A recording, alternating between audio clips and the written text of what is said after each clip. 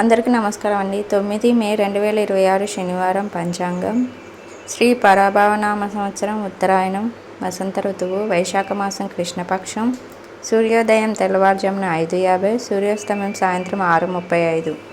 తిథి సప్తమి మధ్యాహ్నం 1:59 వరకు, తర్వాత అష్టమి. నక్షత్రం శ్రవణ, రాత్రి 11:13 వరకు, తర్వాత ధనిష్ట.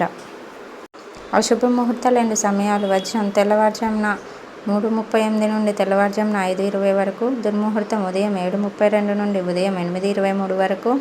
రాహుకాలం ఉదయం 9:01 నుండి ఉదయం 10:37 వరకు. యమగండం మధ్యాహ్నం 1:48 నుండి మధ్యాహ్నం 3:23 వరకు. గుళికా కాలం తెల్లవారుజామున 5:50 నుండి ఉదయం 7:25 వరకు. శుభముహూర్తాలు 2 సమయాలు. బ్రహ్మముహూర్తం తెల్లవారుజామున 4:14 నుండి తెల్లవారుజామున 5:02 వరకు. అమృత గడియలు మధ్యాహ్నం 12:23 నుండి మధ్యాహ్నం 2:08 వరకు. అభిజిత్ ముహూర్తం ఉదయం 11:47 నుండి మధ్యాహ్నం 12:38 వరకు అండి.